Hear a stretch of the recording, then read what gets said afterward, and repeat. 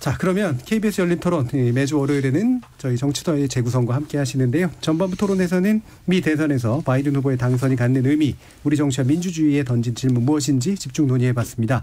후반부 토론에서는 김경수 경남도지사의 항소심 판결, 그리고 안철수 국민의당 대표가 제안한 야권연대, 우리 대권구도 그리고 정치정에 미치는 영향 살펴보겠습니다. 지금 여러분은 KBS 열린 토론과 함께하고 계십니다. 토론이 세상을 바꿀 수는 없습니다. 하지만 토론 없이 바꿀 수 있는 세상은 어디에도 없습니다.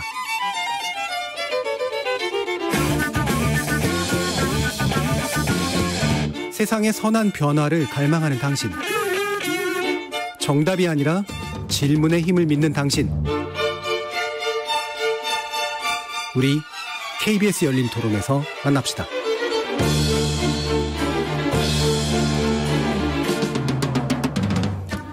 KBS 열린 토론 정치의 재구성 함께하고 있습니다. 전 정의당 혁신위원이신 김준우 변호사, 국민의당 국민미래연구원장이신 정현정 배재대 교수, 이준석 전 국민의힘 최고위원, 그리고 더불어민주당 법률위원회 전 부위원장이셨던 현근택 변호사, 이렇게 네 분과 함께하고 있습니다. 자, 2부는 김경수 도지사 그리고 이제 안철수 대표의 어떤 제안 관련된 내용을 좀 잘라서 했으면 좋겠는데요. 일단 항소심 2심에서 이제 유죄 판결이 나와서 일부 이제 무죄가 된 것들도 있습니다만, 이 판결에 대해서 이제 어떻게 봐야 되는가라는 데에 대한 또 여러 설왕설래들이 좀 많습니다. 두 분의 또 법률 전문가 계시기도 하니까요. 한 분씩 둘 다 한꺼번에 들으면 또 안 될 것 같아서 약간 번갈아 가면서 듣도록 할 텐데, 일단은 현근택 변호사님 말씀부터 듣죠.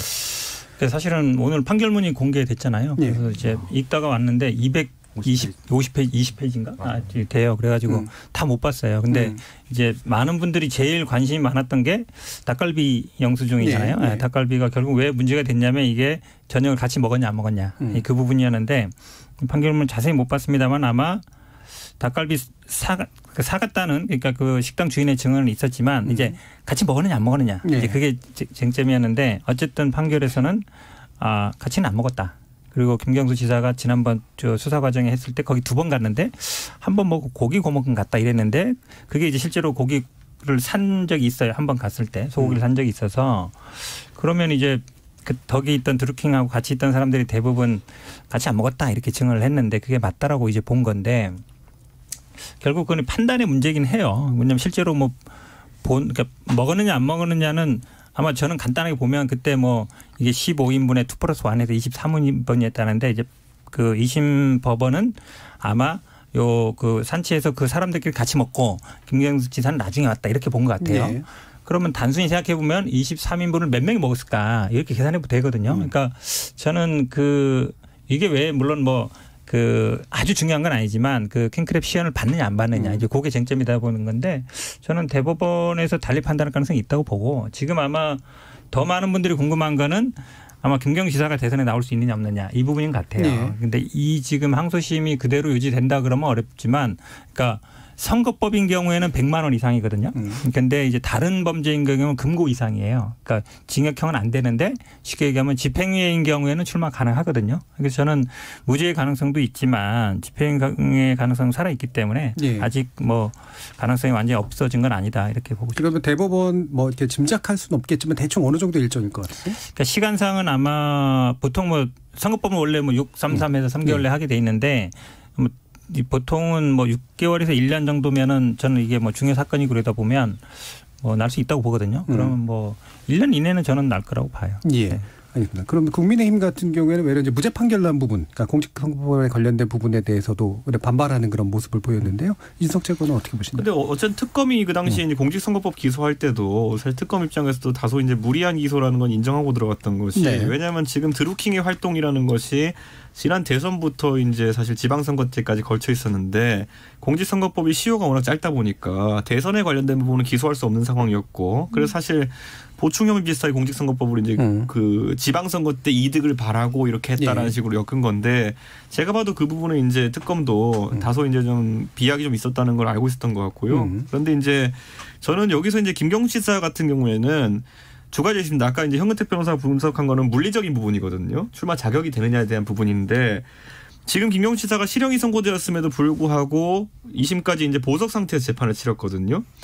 이 보석 상태의 조건이 뭐냐 그러면 경상남도 도지사에 도정을 하는 것 이외에는 하지 못하게 돼 있어요. 예. 그렇기 때문에 대선 후보로서 실질적인 활동을 하려 그러면은 본인이 뭐 밖에 풀려나와 있다 하더라도 예를 들어 경상남도에만 있을 게 아니라 전국을 다니면서 좀 지지세를 넓히고 해야 되는데 그게 안 되면 사실 내년에 치러질 이제 경선부터 시작되는 과정에 참여하기가 어렵다. 네. 그래서는 김경수 지사 입장에서도 본인도 현실적으로 이번 대선에서 다가오는 대선에서 뭔가 역할을 하겠다는 생각은 안 할 것 같습니다. 뭐 본인이 나중에 뭐 잘 풀려서 대법원에서 어쨌든 뭐 좋은 결과가 나온다고 하면은 경남지사를 한 번 더 도전하고 차차기에 도전하는 정도로 타임라인을 짜지 않을까. 예. 저는 그런 생각을 하고 저는 근데 이번에 이제 닭갈비 논쟁도 좀 그렇지만은 김경수 지사의 논리는 결국 그거 아니겠습니까? 닭갈비를 먹었기 때문에 나는 보지 않았고 그렇기 때문에 나는 죄가 전혀 없다. 전면 무죄를 이제 주장한 것인데 그리고 나는 이 드루킹과 연관된 것이 없다라고 주장하고 싶었을 것인데 이게 다소 이제 전술상 좀 실패한 게 아니냐 저는 그렇게 생각하는 게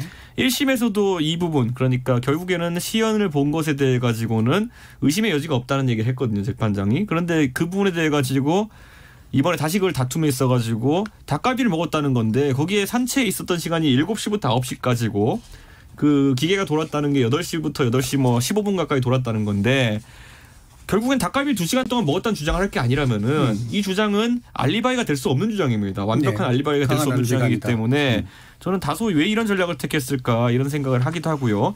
다만 이게 앞으로 그러면은 아까 물리적인 거 말고 정치적으로 김경수 지사에게 어느 정도 타격이 될 것이냐만 유죄로 확정된다 할 때 저는 뭐 자격정지 이하냐 이런 거는 막 다 빼고 한다 하더라도 이게 개인 비리냐 아니면 팀 반칙이냐에 따라서 많이 갈릴 것 같거든요. 네. 예전에 보면 안희정 지사 같은 경우에도 정치자금 관련해가지고 그때 대선이 끝난 다음에 옥고를 치르고 이렇게 했지만은 그때 많은 사람들이 안희정 지사에 대해서 생각했던 거는 저거는 선거 캠프에서 팀 반칙으로 걸린 거다. 안희정 지사 개인 문제는 아닐 것이다. 이렇게 생각했기 때문에 혼자 지고 간 거다. 나중에 이제 그 충남도지사도 당선되고 있어 정치적으로 제기를 했던 것이거든요.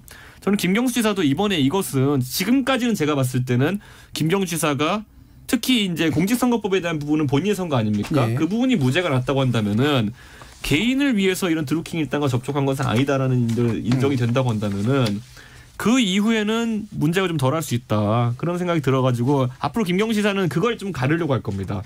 내가 대선 캠프에서 대선 캠프 일을 하다 보니 이렇게 했다지 내가 개인적인 이득을 보기 위해 가지고 드루킹에게 뭐 이런 걸 제안하고 한 건 아니다.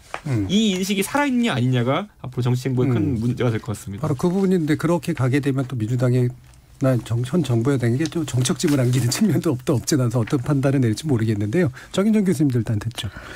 글쎄요. 저는 저도 이제 판결문을 오늘 보지는 못했습니다. 그 2심 그 2년 확정 2심에서 그걸 보고 대충 받은 건 그거잖아요. 이 문제의 출발점이 과연 그 드루킹이 하려고 했던 이른바 이제 민심을 조작하는 어떤 기술 장치에 대한 문제잖아요. 그 댓글을 막 생산해내고.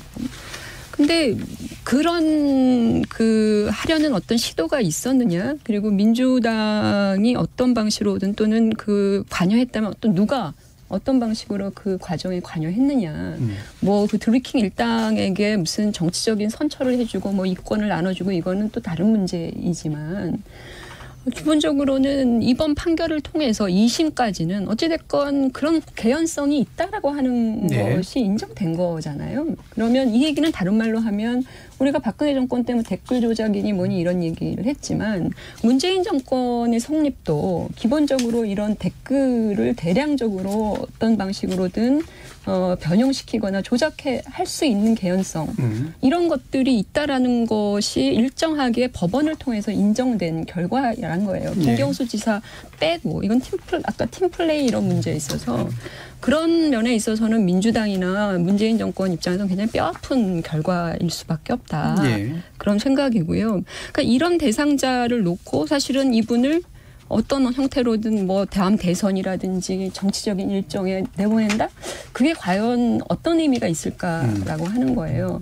민주당과 문재인 정부는 이 부분을 어떻게 벗어내느냐, 이 의혹을 어떻게든 씻어내느냐. 그래서 대법에 가서 이것이 무고함을 받느냐의 문제인 것이잖아요.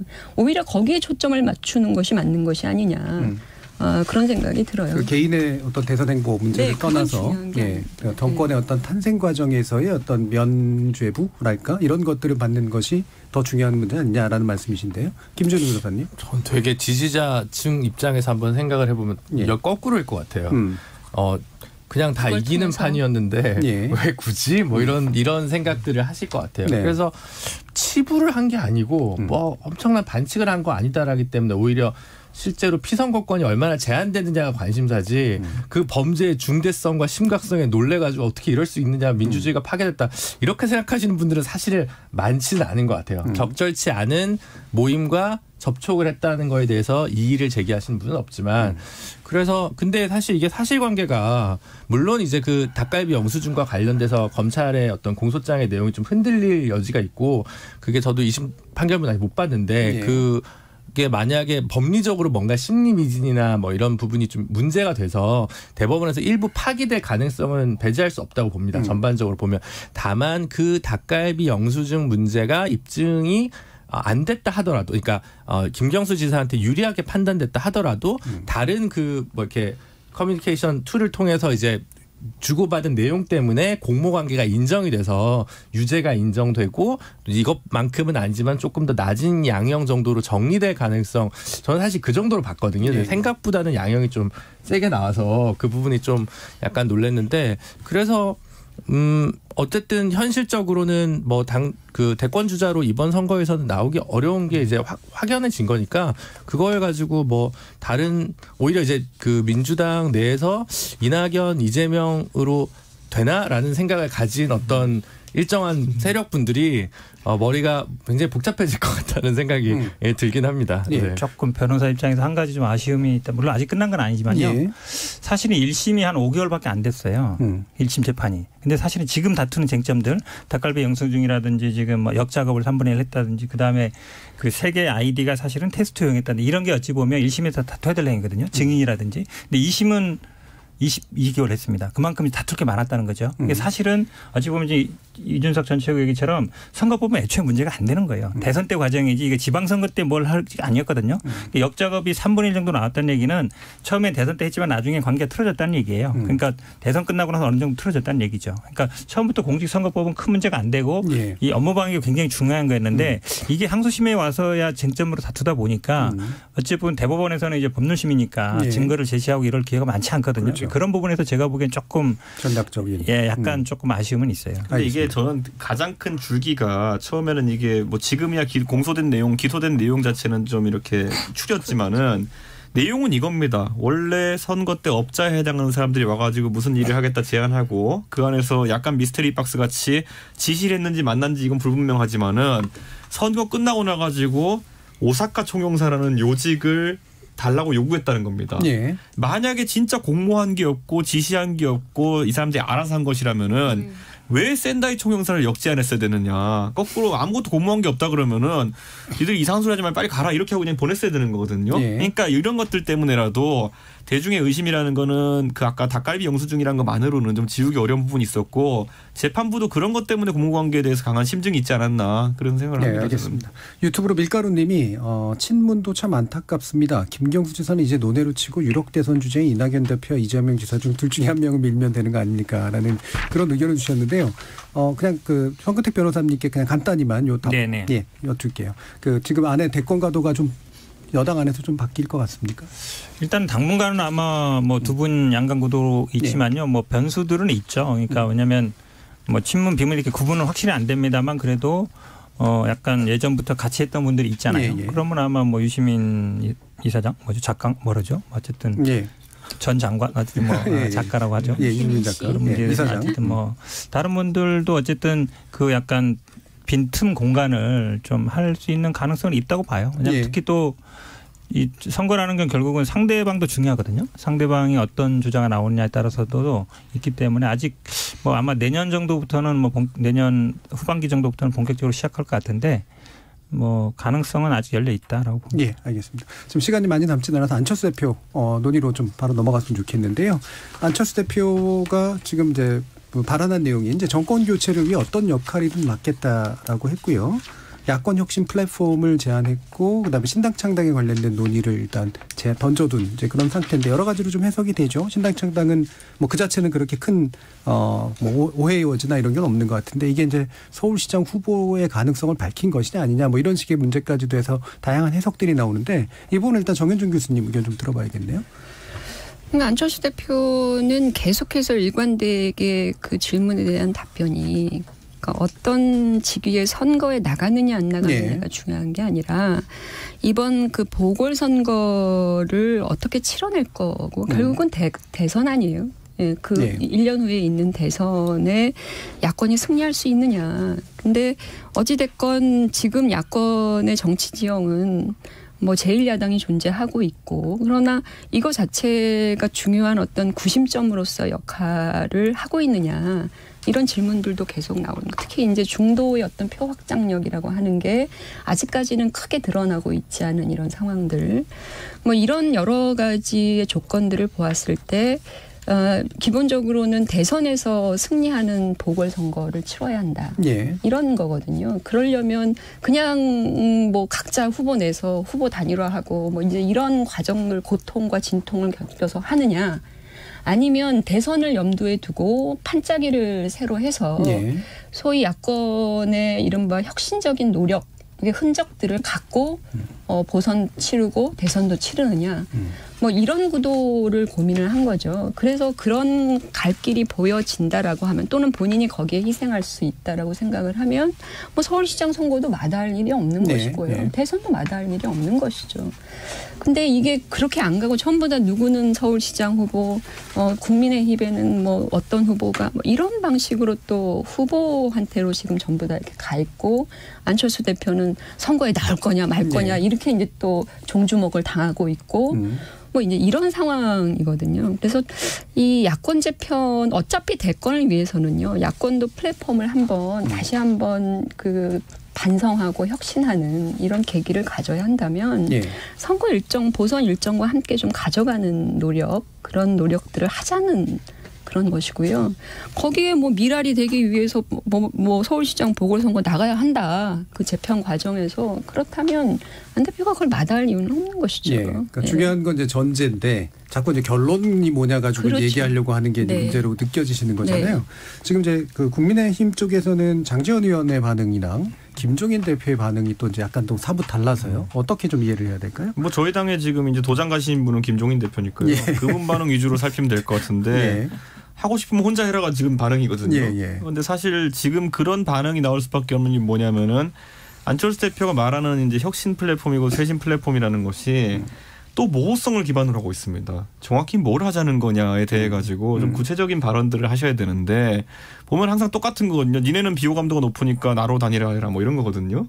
그런데 지금까지 몇몇 조사들을 살펴보면 안철수 대표도 그렇게 호감도가 높은 지금 상황은 아니거든요. 지금까지 여러 선거에 나가가지고 고군분투하시다 보니까 내상이 좀 많이 쌓인 상태거든요. 그렇다면은 단순히 그럼 나를 보고 접어라 이런 거 말고 좀 뭔가 새로운 아이디어가 나와야 되는 것이고 저는 그 지점에 있어가지고 뭐 안 대표의 제안이 좋은 게 나온다면은 국민의힘 쪽의 구성원들 뭐 장제원 의원 포함해서 마다할 이유가 없지 않겠습니까? 그리고 저는 어떤 운동선수든지 올림픽 나가려고 그러면은 가장 먼저 어떤 종목에 출전한지를 자기가 밝혀야 되는 거거든요.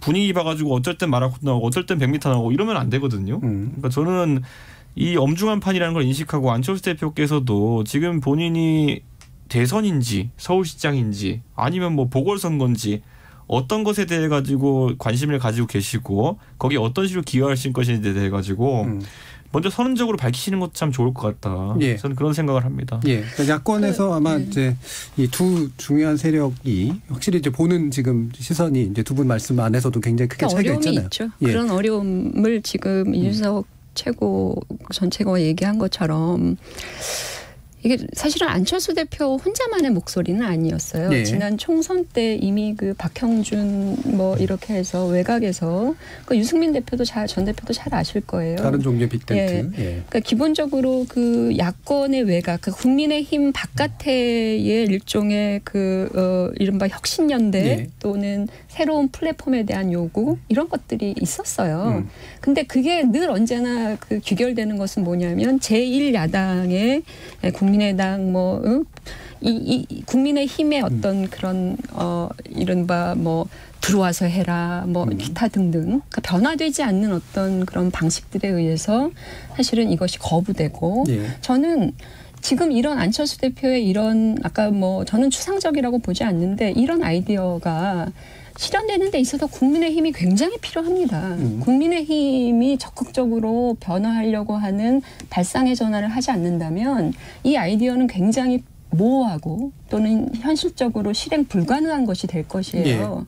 그러니까 그런 차원에서 안철수 대표는 국민의힘이 무언가 좀 이미 총선 때의 얘기가 나왔었고 당내에도 장제원 의원을 비롯해서 저기 누구죠? 제주도지사도 비슷한 제안을 한번 한 적이 있었죠. 원희룡 지사도.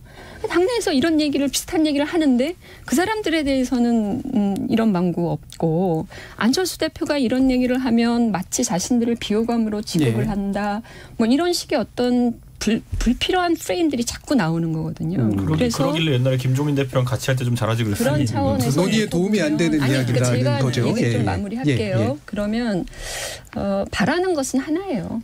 늘 언제나 저는 이제 국민의힘에게 좀 되묻고 싶은 게 안철수 대표가 대안이 아니라면 안철수 대표 제안이 대안이 아니라면 과연 국민의힘은 제1야당으로서 어떻게 승리할 것인지에 대한 대안을 내놓은 게 있느냐라는 걸 물어보고 싶어요. 그럼 거기에 대해서 동의하고 동조하고 함께 할 수 있는 길을 찾아볼 텐데 김종인 비대위원장 앉힌 거 그거 하나밖에 없어요. 그리고 당명 바꾼 거. 그러니까 이것이 과연 야권의 혁신 방법이냐. 그러면 오히려 역으로 국민의힘이 야권을 혁신할 수 있는 센 혁신안을 내놔라. 라는 겁니다. 알겠습니다. 그거는 없었다라고 하는 점을 말씀드립니다. 이게 계속 왔다 갔다가 될 수밖에 없는 주제이긴 합니다만 잠시 옆으로 돌리겠습니다. 이게 뭐 그러면서 끝날 것 같긴 한데요. 아니, 간단한 문제예요. 사실은 뭐 장거리 단거리 얘기하지만 종목은 아니 뭐 안철수 대표가 뭐 단거리 뛰기까지는 않고 장거리 뛰겠는데 아니 지금 당장 재보궐 선거가 있는데 어떤 역할이다 하겠다 하면 말 다 한 거거든요. 근데 대놓고처럼 뭐 나 대선 나갈래 이렇게 얘기는 안 하겠죠. 시장 나가겠다 안 하겠지만 시장 나가고 싶다 이렇게 표현한 거예요. 다 그렇게 알아듣잖아요. 그리고 결국은 그거죠. 나 가니까 후보 시켜줘. 너 그냥 돌아와서 경선해. 이거잖아요. 한마디로 얘기하면 그냥 아까 잘 얘기했죠. 103대 3 어떻게 같이 하냐. 들어와서 해야지. 근데 저 대표는 나 후보 시켜줄 것 같으면 가겠다 이거니까. 근데 지금 김준우 변호사랑 저랑 쓰다가 똑같이 쓴 단어가 있어요. 벤처기업 스타트업. 이게 지금 몇 번째 계속 창당하고 이러면 사람들이 아니 회사를 만드는 건 참 쉬운데 스타트업 만들수록 좋은 거잖아요. 근데 정당은 자꾸 만들면 좋은 게 아니에요. 그러니까 제가 보기에 같은 야당으로 생각하시는 것 같으니까 할 거면 그냥 빨리 들어가서 하시는 게 낫지. 밖에서 자꾸 이렇게 해봐야 제가 보기에 별. 아니 근데 저는 예를 들어 그 서울시장을 나가고 싶은 생각이 있다 하더라도 은유법을 표현할 게 아니라 딱 이 정도면 정확하게 표현한 거지 얼마나 더 정확하게 표현해요. 아니, 정확하게 표현해야죠. 그래야지 그걸 기준으로 그래 그럼 안철수라는 사람이 대중의 호응을 이만큼 받으니까 안철수라는 사람을 품을 수 있도록 우리가 경선룰도 이렇게 정하고 이런 후속 논의가 따를 수 있는 거거든요. 그럼 지금 저희가 그냥 당사자 입장 봤을 때는 분위기 봐서 대충 또 언젠 대선으로 틀 수도 있을 것 같은 느낌이에요. 그렇기 때문에 저는 명확히 밝혀야 되는 게 저같이 하란 말이에요. 저는 대선 안 나갑니다. 여기서 일단 끊고요. 또 국민연구원 정현정 교수님께 바로 마지막으로 좀 드릴 테니까 사실은 야권의 굉장히 제일 중요한 제3의 축인 정의당은 이 재편안에 들어가지 않잖아요. 전혀 독야청청하죠 정의당은. 저 안철수 의원 께서 좀 긴 호흡으로 보셨으면 좋겠어요. 2014년 총선 앞두고 새정치민주화당 만들고 16년 총선 앞두고 국민의당 만들고 18년 지방선거 앞두고 바른미래당 만들고 20년 총선 앞두고 다시 국민의당 만들어서 2년마다 이제 창당을 하셔가지고 창당 전문가의 반열에 이제 오르셨는데 그때마다 선거 때 어떻게 될지 어떻게 하지 약간 공포에 진 적도 있고 끝까지 뚝심 있게 민 적도 있는데 제가 볼 때 앞에 두 번은 그나마 좀 성공적인데 뒤로 갈수록 좀 승률이나 확률이 타율이 좀 떨어지고 계신 것 같아요. 그래서 이번에는 어차피 본인 목표는 대선이니까 당장 재보궐선거에 꼭 1위 1비하지 않더라도 좀 길게 봤으면 좋을 것 같고 지금 안철수 대표 저는 그렇게 생각합니다. 사실 본인의 입지가 좁아진 건 작년에 선거제도 개혁에 함께하지 않아서다. 사후 복수다라고 생각하는 거고 그게 안 그러니까 사실 그렇지 않았으면 쭉 그렇게 밀고 안철수 대표나 유승민 대표가 그때 바른미래당으로 쭉 그 선거제도 개혁을 밀고 나갔으면 본인들이 아마 20석에서 30석 정도의 존재감 있는 정당으로 지금 있었을 겁니다. 그래서 거기에 대한 좀 평가도 필요하다. 이 정도 마치겠습니다. 자, 그러면 그 두 분께 이제 다시 1분씩 정도 이제 질문을 드릴 텐데 제가 이준석 전 최고께 먼저 질문을 좀 드릴게요. 지금 이제 국민의힘 같은 경우에 규모는 훨씬 더 크고 당연히 더 당세는 훨씬 더 강한데 결국에는 이제 후보군을 제대로 형성하고 있지 못하기 때문에 생기는 난감함 같은 것들이 좀 있는 것 같아요. 어떻게 문제를 좀 해결하는 게 좋을까요? 저는 이제 결국에는 저희가 화투놀이를 하다 보면은 어떤 곳은 광박이고 지금 피박이고 이렇거든요. 저희는 지금 광박인 상태라고 많은 사람들이 얘기를 하는 것이거든요. 근데 저는 지금 제야에 있는 많은 대권주자들, 본인들이 광이라고 생각하는 분들이 들어올 수 있는 플랫폼을 만들자 이거에 대한 동의합니다. 그런데 거꾸로 말하자면 그 광이라고 주장하시는 분들이 오히려 기득권이 되어서는 안 된다. 이런 생각을 하는 것이고 저는 결국엔 대선을 앞두고 제가 뭐 국민의힘 당명 얘기하면서도 이거 약간 임시당명 같다는 얘기를 한 적이 있는데 뭔가 새로운 판이 짜질 것이라는 거는 저 동의합니다. 그러나 항상 지금까지 했던 아까 김준호 변호사 얘기했던 것처럼 안철수 대표의 새정치라는 것도 그리고 새판짜기라는 것도 2년마다 반복되는 똑같은 틀로 가서는 그 성공을 담보하기 어렵고 갈수록 이제 그 효과가 감소하는 느낌이 좀 들거든요. 그렇기 때문에 저는 안 대표도 조금은 지금보다는 덜 교조적인 느낌으로 같이 연대를 추진했으면은 하는 바람이 있습니다. 자, 그럼 정현정 교수님께 1분 정도 마무리 바랍니다. 덜 교조적인 게 결국은 국민의힘에 굴복하고 그 개인적으로 뚜벅뚜벅 걸어와서 승복해서 후보 되려면 되고 말려면 말고 뭐 이런 식의 정치 문화 어법이면 동의할 수 없고요. 그 창당의 결과들 오늘 안철수 대표하고 오면서도 그런 얘기를 했어요. 제가 오늘 식사를 같이 했는데 과연 안철수 대표가 했던 창당이 그렇게 창당 무슨 기술자처럼 비아냥 받을 만큼 의미 없는 것이었는가 되돌아봅시다. 제가 말씀을 드렸어요. 기본적으로 새정치민주연합의 탄생은 그 대선에 2012년 대선 패배한 민주당을 다시 복원시켰고요. 지지율에 있어서. 그리고 2016년도에 국민의당은 어쨌든 제3당 이른바 다당제를 정립을 했습니다. 그런 차원에서 나름대로의 어떤 창당 과정들이 정치개혁과 우리 제도의 변화 이런 것들을 또는 양당제를 어느 정도 허물어 가는 데 있어서 유의미했다라고 봅니다. 그런 차원에서 놓고 봐야 될 거고요. 국민의힘이 더 이상 그 제1야당 또는 가장 많은 국회의원 수를 상대적으로 야권에서 갖고 있는 정당이라고 하는 기득권 의식에 빠져 있다면 그 어떤 개혁과 그 어떤 혁신도 불가능하다. 힘센 사람의 그 양보와 희생에 의해서 사실은 혁신이 이루어지는 거 아니겠습니까? 알겠습니다. 저희 유튜브로 이준석 최고를 서울시장 후보로 만들면 문제가 해결된다는 그런 의견을 하신 분도 있었습니다. 자, 이렇게 오늘 KBS 열린 토론 정치의 재구성 논의 이렇게 훈훈하게 마무리하겠습니다. 오늘 토론 함께해 주신 정현정 배재동 교수, 이준석 전 국민의힘 최고위원, 그리고 김준우 변호사, 현근택 변호사 네 분 모두 수고하셨습니다. 감사합니다. 감사합니다. 감사합니다.